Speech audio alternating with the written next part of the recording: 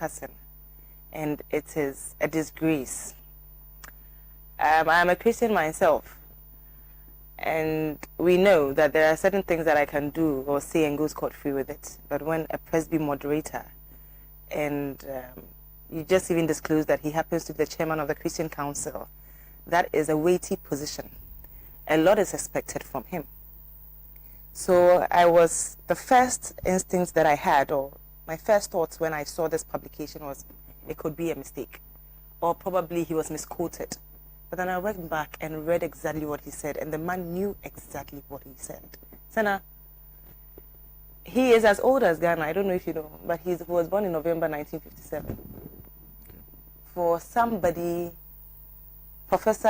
Reverend Professor Joseph Mante, for somebody of his caliber, of his age group, looking at where Ghana has traveled to, and all the developments that we've gone through, and particularly, let me just even come to the bottom, all the promises that Akufo-Addo has made in the past and present, compared to what he has delivered.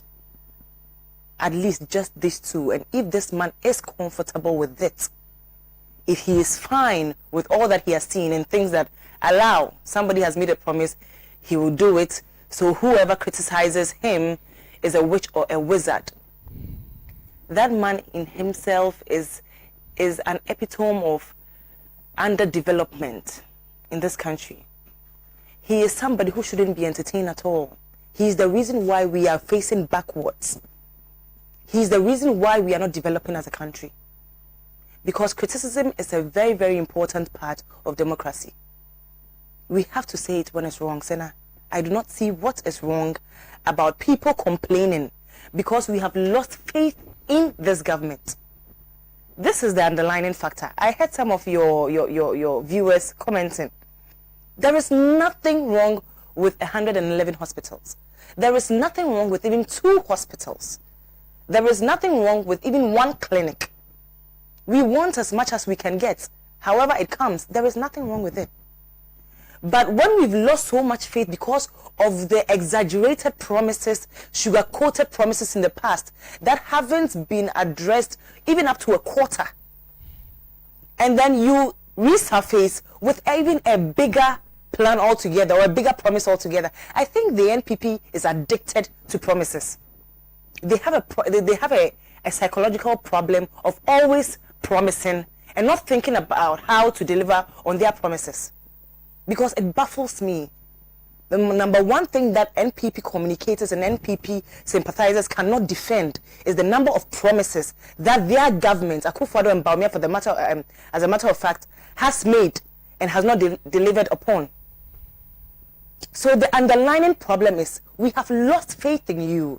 You are not capable. You are an incompetent government. It's as simple as that. So when you leave the promise you made that you are going to build a military hospital in Tamale, you are going to build 2 prison service hospitals, one in the northern sector, one in the southern sector. You are going to build 2 ports, one in Jamestown, one in Keta. And Keta, it has been rendered to a billboard. The only thing you see at the so-called Keta port area is a billboard that indicates that that place is a Keta port area. If you leave the promises of 1 district, 1 market, if you leave the promises of one region, 1 theater, as we talk now, apart from the National Theater, tell me any other theater you know that the government has built. If you leave all these promises that you have not addressed in any way, aside the fact that you had promised over 80 hospitals that you haven't addressed, aside the fact that there have been a lot of projects that have been abandoned, including the 500-bed hospital in Afari, whose MRI machines and oxygen machines have been left in the sun to rot. And my dear Sena, I am mentioning the few things that Ghanaians have remembered. All the promises that Akufo-Addo has made, the 80% or 90% of promises out of his lot that he has made that he has not delivered upon, including hospitals that have not been delivered upon. You resurface and tell us 111 hospitals. Does he think we are illiterate? We are dunces. We don't know what we are about. There was a simple comment my boss here made. Look, you have just rephrased this whole thing. Why don't you say, look, I promised you some hospitals last 4 years. I have not had the time to work on them. Therefore, I'm working on the 88 hospitals. What would have been wrong about that? Why do you need, why the need and the urge to come out, make it look so good? I am coming to build 111 hospitals. You are a joke. And no one has disappointed the Christian society now than Professor Mante. It is a disgrace to him. It looks like he has no background checks. It looks like he is not even living in Ghana. I don't know whether probably he's coming from the moon somewhere. Because honestly, if you are living in Nigeria, you will still know what is going on in Ghana if you are a Ghanaian. If you are living in UK, you will still know what is going on in Ghana. That is why I'm wondering whether he was living in the moon somewhere or somewhere he doesn't even have access to internet to trace what is going on in Ghana. He is a disgrace and I'm disappointed in him. More disappointed when he decides to use the words witches and witchcrafts to the youth. When we are demanding accountability, when we are complaining that you have overpromised, you have underdelivered, we are disappointed in you, we cannot take promises anymore. What we want to see is for you to deliver on your promises. Take action for once and stop talking. The talk is too much.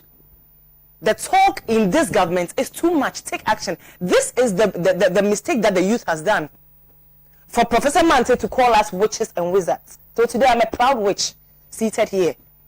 And I would prefer being a witch every single day if it takes me criticizing the government and be called this by the head of the Christian Council, by the Presby moderator.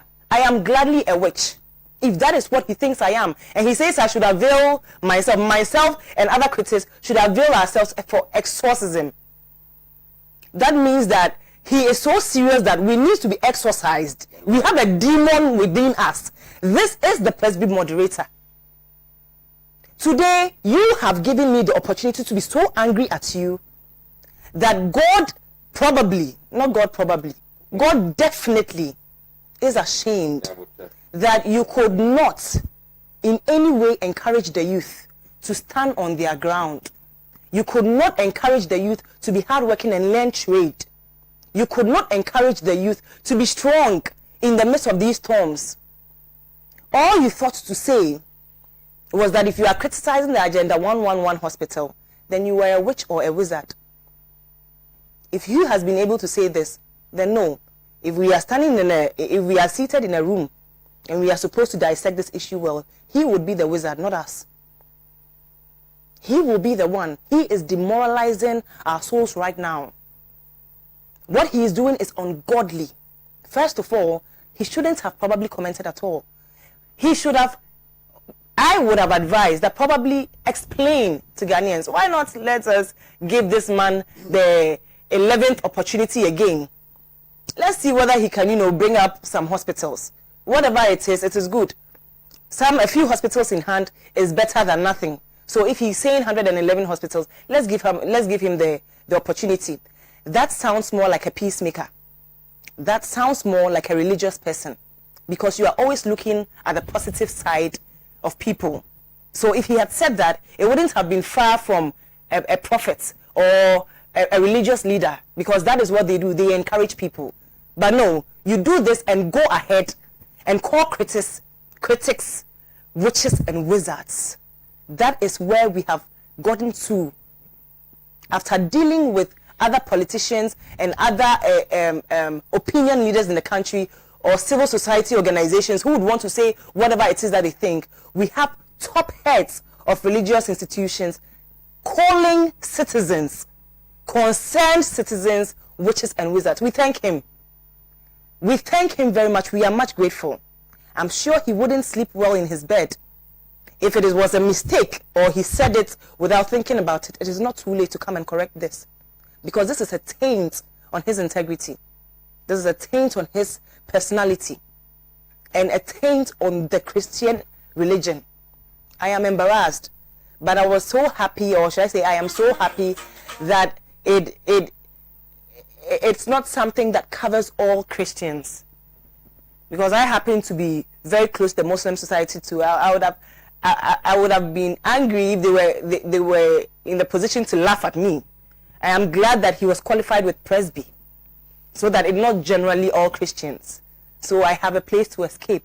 Senna, if we are supposed to go forward as a country, we need to speak some truths.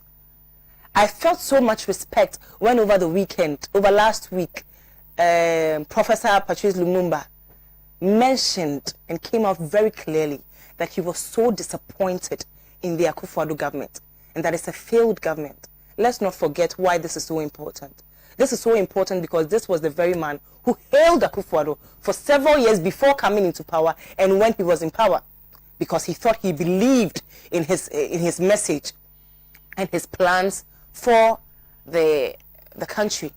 And he thought that a lot of other countries should also look forward to what Ghana was doing, and then it will be a right path. This man, out from wherever he comes from, has seen how much of a disgrace Akufo-Addo is, how much of a disappointment he and the Bawumia-led administration is. He is outside, so it's an example of me telling you that even if you're outside the country, you will know what is going on here. So if you go and tell Patrice Lumumba that tomorrow you are building 111 hospitals, when you have arrears that you haven't even touched, he would even tell you it's a joke. He will tell you it is a lie. It is to entice us for whatever it is that they want. So what is wrong if I, a young girl seated here, is so tired of hearing promises, is so tired of one this, one that, one wache, one wele, and all those things. I'm so tired of it. And so you giving me another promise right at the beginning of your second term is not going to yield any results. And I'm called a witch for that by no one else than a presby moderator. He should be ashamed of himself. A young girl like me wouldn't have on a normal day even had the audacity to even talk about him in any way at all, because he is almost sacred. He is that, religious figure up there that we hail so much. But he stoops so low and calls me and you witches and wizards. So today I have the opportunity to call him a wizard too. I think if not for anything at all, he should learn that respect is reciprocal. Not everything is worth saying. Sometimes just keep things to yourself. If you have nothing good to offer, do not decide to offer bad things. Do not kill our spirits. You haven't done anything for the youth. Don't come and kill our spirits. We are in the situation where we think we are being robbed of our rights as a country. We are demanding. We just finished the Fix the Country demonstration. Lots of talks about how the government is mishandling the economy. We know the sea top. We can't see our front. We can't see our back. We are demanding accountability. You wouldn't add anything to it. You wouldn't say this is a huge sum of money, or I've built these number of hospitals, or these number of schools, or this. I am giving it in support of our development as a country.